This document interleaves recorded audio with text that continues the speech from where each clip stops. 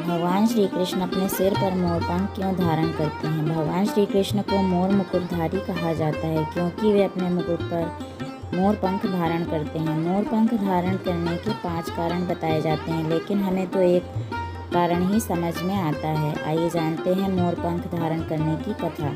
पहला, राधा की निशानी। महारास लीला के समय राधा ने उन्हें वैजयंती माला पहनाई थी।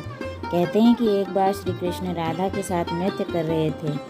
सभी उनके साथ झूमकर नृत्य कर रहे थे। एक मोर का पंख भूमि पर गिर गया तो प्रभु श्री कृष्ण ने उठाकर उसे अपने सिर पर धारण कर लिया।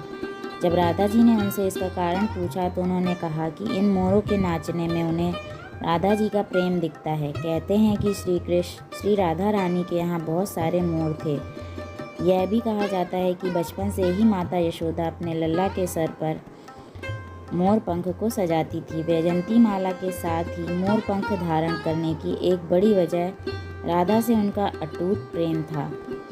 मात्र इस बात के अलावा अन्य बातें सिर्फ मनमानी हैं। जीवन के सभी रंग, मोर पंख में सभी रंग समाहित हैं। भगवान श्री कृष्ण का जीवन कभी एक जैसा नहीं रहा। उनके जीवन में सुख और दुख के अलावा कई अन्य तरह के भाव भी थे। मोर पंख में भी कई रंग होते हैं। यह जीवन रंगीन है, लेकिन यदि आप दुखी मन से जीवन को देखेंगे तो हर रंग बेरंग लगेगा, और प्रसन्न मन से देखेंगे तो यह दुनिया बहुत ही सुंदर है, बिल्कुल मोर पंख की तरह। तीसरा है ग्रह दोष। कई ज्योतिष विद्वान मानते हैं कि भगवान श्री कृष्ण ने यह मोर पंख इसीलिए धारण किया था क्योंकि उनकी कुंडली में काल सर्प दोष था। मोर पंख धारण करने से यह दोष दूर हो जाता है, लेकिन जो जगत पालक हैं उसे किसी काल सर्प दोष का डर नहीं। चौथा है ब्रह्मचर्य का प्रतीक। कई लोग यह मानते हैं कि मोर ब्रह्मचर्य का प्रतीक है। मोर पूरे जीवन एक ही मोरनी के संग रहता है। मोरनी का गर्भधारण मोर के आंसुओं को पीकर होता है।